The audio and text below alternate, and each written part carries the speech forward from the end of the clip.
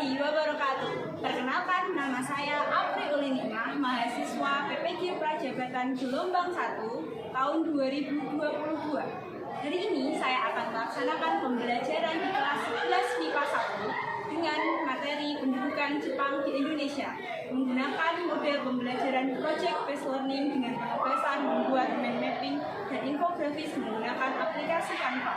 Alasan saya menggunakan model tersebut adalah anak dari 11 MIPA 1 adalah anak yang kreatif, inovatif, mereka aktif dalam berdiskusi, sehingga diharapkan dengan adanya penugasan ini mereka menjadi lebih kreatif, inovatif, dan juga kritis. Demikian dari saya, mari kita simak video pembelajarannya. Dipimpin oleh ketua kelas.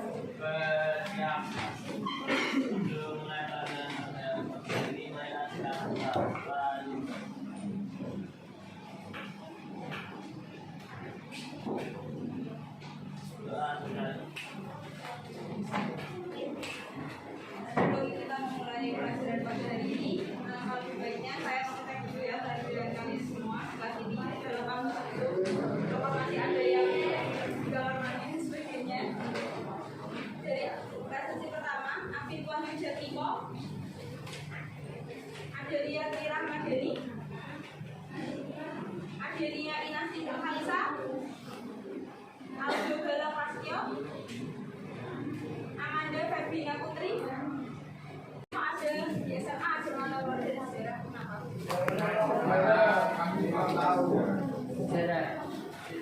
Jadi ketika ya jiwa nasionalis, ketika ada pelajaran sejarah, maka kita menjadi mengenali identitas negara kita sendiri. Bagaimana sejarahnya, bagaimana Indonesia di masa lalu, bagaimana perjuangan bangsa Indonesia untuk mendapatkan kemerdekaan. Dan itu nanti akan kita pelajari dalam materi pendidikan Jepang di Indonesia. Tujuan pembelajaran hari ini ya, mampu menggunakan sumber sejarah beringan. Kemarin itu sumber sejarah apa? Dia tahu sumber sejarah beringan. Pelajaran kelas 10 primer itu apa? Kalau kalian ya, lebih kayak itu ya. Kalau kalian bingung soal primer, bisa kalian hubungkan dengan kebutuhan primer. Primer itu yang memang benar-benar mendasar dan memang harus terpenuhi untuk menguatkan bukti sejarah. Kalau primer di sini berarti bukti-bukti sejaman. Misalkan ada orang yang benar-benar hidup di masa penjajahan Jepang, kita tanyain. Atau mungkin misalkan ada video kedatangan Jepang dan sebagainya. Itu maksudnya apa? Sumber primer. Selanjutnya ada sumber sekunder. Sumber sekunder itu sumber pendamping ya. Selanjutnya mengevaluasi secara kritis dinamika kehidupan, dua pendidikan Jepang dan merefleksikannya. Refleksi itu apa? Evaluasi. Ya, merenungkan kembali makna-makna kembali kedatangan Jepang. Nah, apa yang bisa kita ambil kembali kedatangan Jepang di Indonesia dalam tulisan dan lainnya. Nanti ada outputnya, infografis atau mungkin gitu ya. Itu tujuan pembelajaran pada hari ini.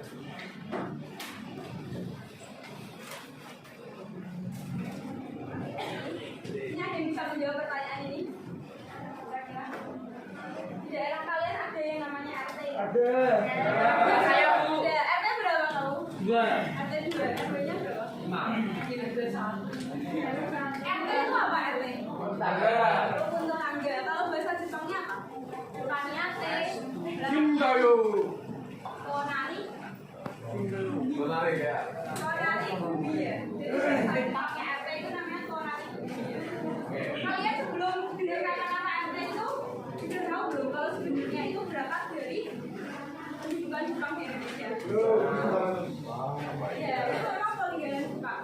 Bentuk-bentuk desa dan sebagainya itu adalah peninggalan dari Jepang, bukan Belanda. Selanjutnya ini warisan lain dari pendidikan Jepang di Indonesia. Warisan lainnya itu apa? Selain kita kenal istilah RT, apa? Ada yang dapat ini ya, organisasi militer semi militer, tahu TNI, Polri dan sebagainya. Itu yang ngajarin banyak juga itu dari pemerintah. Jadi kita sampai dapat ada yang namanya SI, ABRI dan sebagainya. Jika menggunakan seluruh potensi militernya yang mencakup 6 kapal induk, 10 kapal perang, 60 kapal selam, 2.270 pesawat tempur dan peralatan tempur canggih lainnya. Dengan kekuatan sebesar itu, Jepang mampu membuat pangkalan laut Amerika Serikat di Pasifik porak-poranda. Balikpapan ya, jadi dia menguasai daerah-daerah di luar Pulau Jawa dulu, daerah Kalimantan penghasil minyak dulu. Selanjutnya baru mendarat di Pontianak, Kalimantan Barat. Jadi dia sistemnya bukan langsung ke Jawa. Terus selanjutnya pada 3 bulan setelahnya ya, kan Maret 1942 baru dia mendarat di 3 titik Pulau Jawa, Banten, Indramayu, sama Bojonegoro. Di Batavia jatuh ke tangan Jepang. 4 hari setelah dia mendarat di 3 titik pulau ini di Pulau Jawa, dia langsung mendarat di pusatnya ini, Batavia, atau yang sekarang namanya Jakarta. Ya, umur kelompok yang dapat undian 1 siapa? Main. Ini masih pagi loh ya. Berapa ini? Nanti yang undian 1 masih ya.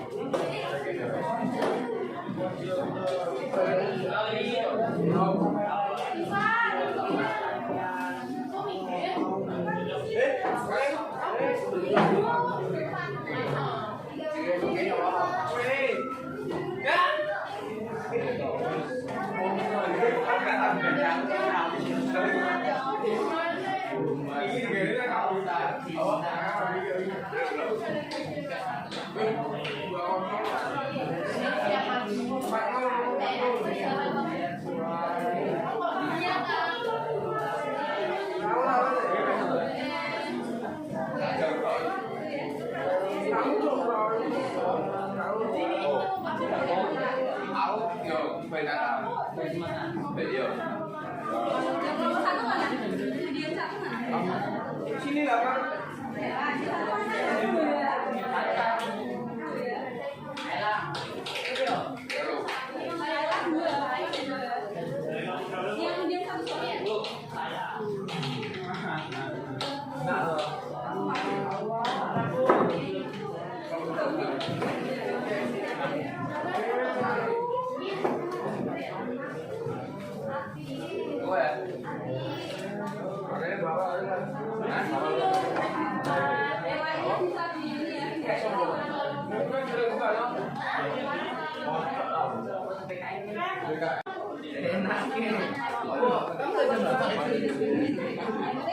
Misalkan sama-sama semua, misalkan 20 ya 20 semua yang bawah, jangan dibedakan ya.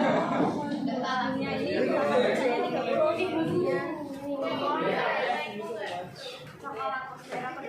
Aku bukan itu yang terlalu kebanyakan materinya kita tekan. Kami dari kelompok 1 ingin merepresentasikan tentang pembentukan pemerintahan militer dan pemerintahan sipil. Perkenalkan, nama saya Muhammad Yusuf Pratama. Perkenalkan, nama saya Rama dari absen 29. Saya dinamakan Rama Romita dari absen 25.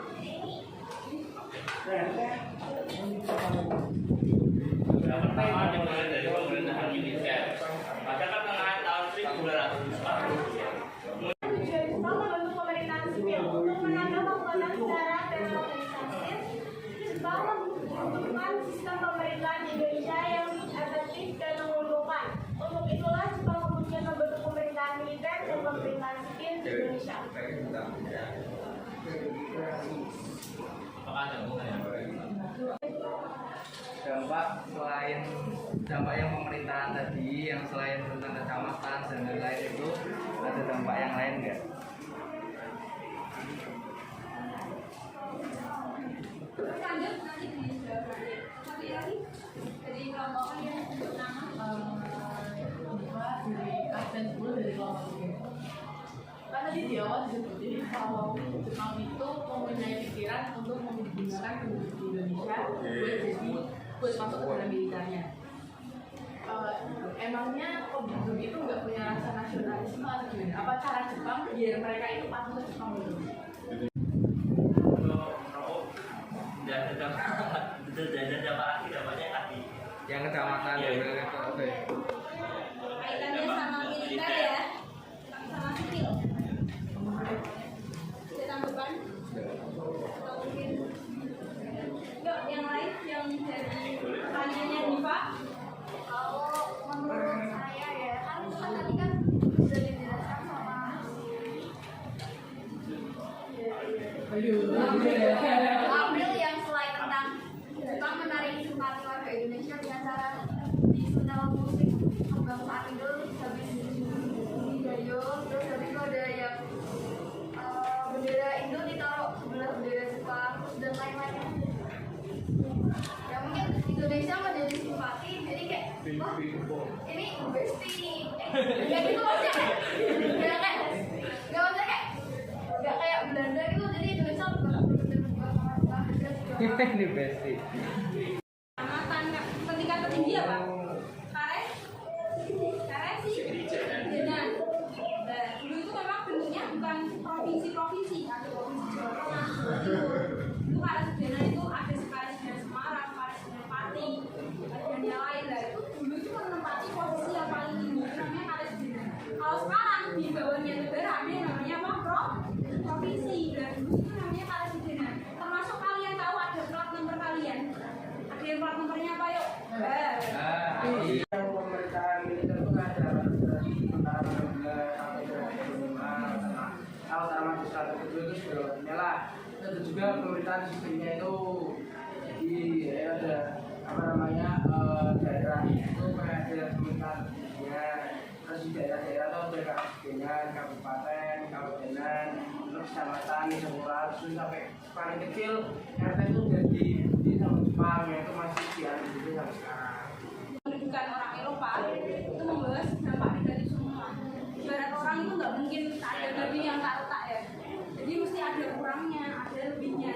Tinggal gimana perspektif kita dalam menanggapi suatu peristiwa sejarah atau suatu hal di dunia ini. Jadi kalau misalkan kita belajar sejarah, kita belajar buat mengambil hikmah biar bisa apa? Kita bisa belajar dari pengalaman-pengalaman yang lalu, dari peristiwa yang masa lalu. Yang positifnya kita ambil, yang negatifnya kita buang, gitu ya. Sama kalian sama teman kalian, yang positifnya temanmu tuh diambil, yang negatifnya udah lupain aja, gitu ya. Kegiatan kali ini tadi lumayan ini ya. Ini untuk yang kelompok selanjutnya, ada yang belum selesai, ada yang ketua kelasnya nanti dikoordinir ya buat di save di satu folder.